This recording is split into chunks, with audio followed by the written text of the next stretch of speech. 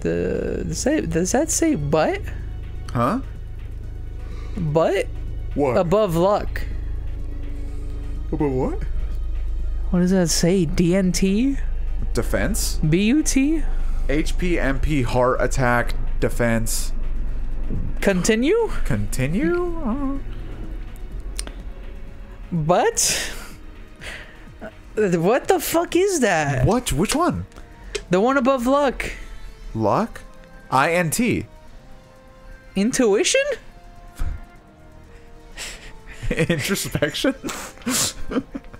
Leon's just really good at realizing the errors of his way. He's really good at realizing. I've come to a realization. I'm not gonna say what it is, but I've realized something. Ah! Wow, he must be good at realizing something. Yeah, I just realized something. You know what, guys? I would tell you, but then you wouldn't be able to realize on your own. You know, guys. I realize that I'm gay. That's an interview right there. Are you able to run that fast? I don't. I think you're so. supposed to. That looked like Homer Simpson. Like the color scheme looks like Homer Simpson. Like it had the white, the blue at the bottom, and then the yellow top. You know. Next time we see a potion, I'll bring it up. Hopefully. There are a lot other of animals. There are a lot of different sentences that you could have said. That was not one that I was expecting to hear today. Potion that looks like Homer Simpson? Yeah. I don't know, man. I don't think I feel like you should expect me to say dumb things. I don't think I'm fast enough. Definitely not. I think you might unlock a dash. Oh, could. I don't know. There's just a door on the other side you can open. Probably, and you're fine. What the fuck is the what? Real great enemies you got in this game, guys. Okay, but if you could take on one big dog, how about several? I could take. Okay, let's say if we put 3 of the animals, what's the most you can take? Duck-sized babies or baby-sized ducks? 3 of the animals. Okay. I like how the like what I just said doesn't mean anything. It's just slightly bigger and slightly smaller. Babies versus ducks. I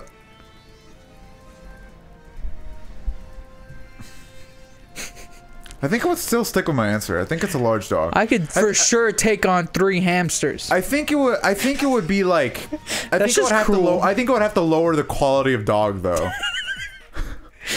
Like we're going from like instead of a wolf. Instead of a wolf, I would have to like the white people poodle. No, like not a poodle. A vicious pit bull. Like I could take on 3 vicious pit bulls. Can we get word from Simba right now? Can we get an interview about that? Why are there 3 of these things now? I don't know. Oh my god, they're washing me though. You said you could take these fools on. Now there's 3 of them. What now?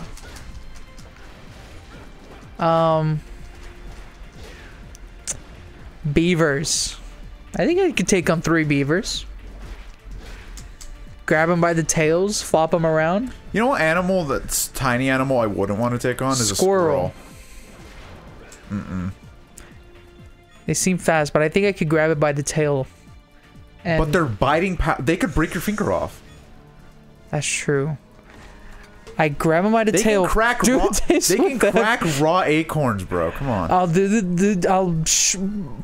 grab them by the tail, and before they could even move, you helicopter them and then slam them on the floor a couple times until they stop moving.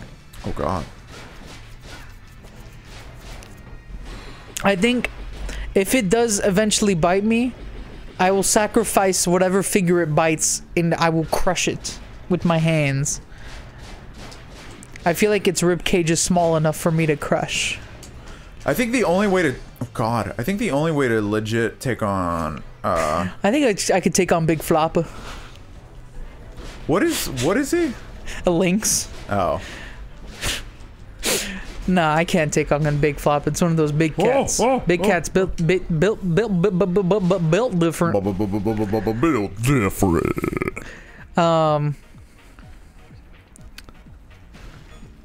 I think I could fucking take on an orangutan.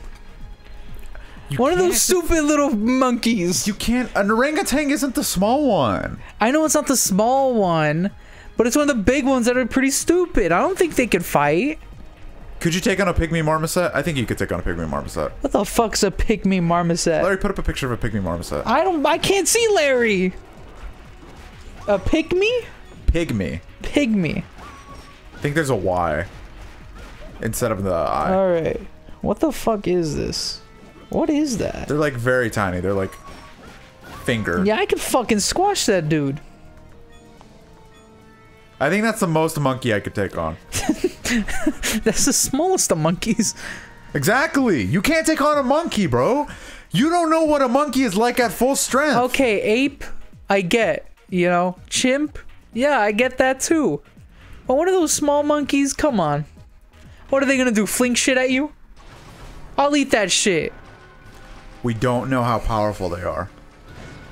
I mean, they're not gonna fucking go to the gym before they fight me. Of course not. But that's what I'm saying. We don't know how powerful they are. They're not gonna go Super Saiyan mode on me. Can they're you gonna be how that? they're, huh? Can you verify that? Can you say for 1000% sure that monkey ain't gonna go Super Saiyan? I'm sorry. I'm sorry. Okay. I know we're talking about who we could beat.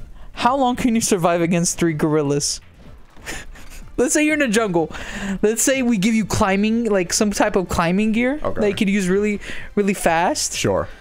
We'll give you a Batman grapple hook. Okay. How long can you survive? Like the Yeah. Oh. How long you got? 5 minutes. Before they rip you to shreds. 5 minutes max. Gorillas are vicious, bro. Start throwing rocks at you while you're just hanging off from a tree. Start breaking the tree down. We're not even using the walkthrough anymore. We're just fucking going. It makes the most sense. Brute force it, you know? Okay, there's a door over here somewhere? There's a door everywhere. What the fuck? Why do we look so small in this place? I don't know. We look miniature. It says that there's a door there, but I don't know how to get there. Okay. Maybe you don't think you could take on one squirrel? I think one squirrel. I wouldn't want to try to. I'm trying to move here. I wouldn't want to try to grab the squirrel. What would you step on it? Yeah. There's no way. Like if you try to grab a squirrel, it's gonna bite your fingers off. And I don't want that. Just one finger. I need my fingers, bro. You don't need your pinky. Maybe. You do need your pinky. I think I could go through life without my pinkies. It'd be hard holding a phone because I do the pinky thing a lot. Where I hold up from the bottom. I have... The Anti-Soul Mysteries Lab. We haven't solved any mysteries in here, huh? No idea where I am, where I'm going, who I am. Open up the map. Who I are, where I is. Let me see if there's any holes to go through. What the fuck is that? It's a thing from... It's the Neversoft logo. Why was that so weirdly gruesome? And it was like the logo for rated T games. Like the fucking Tony Hawk logo. Take a little break from techno music real quick. Like the Tony Hawk logo that shows up with the eye and it gets like impaled.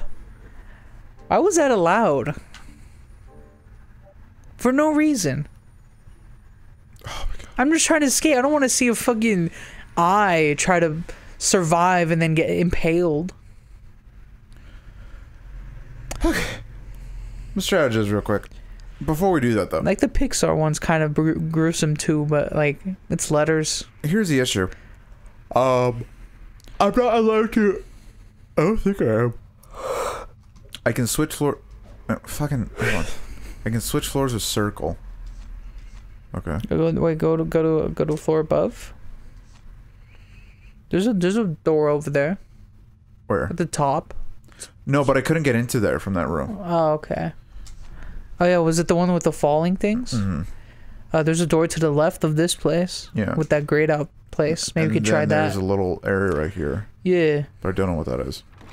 We'll figure it out. Are we in the... What? Did we end the episode? No, we have like 5 minutes left. Oh, wonderful. Okay. Hello? I feel this thing is all going to connect together and it's going to be a boss fight later. It's got a fat ass. This is definitely a boss fight. Yep, it's a boss fight. Okay. What was I gonna say? If you increase the number to 3... I don't know. Flamingos, I still think I could take some flamingos on. They're pretty big. Emus? I don't know how. Okay, that's what... But they won a war in Australia. What? You've never heard of the emu? I've heard of the emu war, but I know nothing about it. Apparently, they were like... Can you Google this to fact check yourself real quick so we don't just spout complete and total misinformation? I'm sorry. I had to put the... Alright. Oh, thanks. The emu war.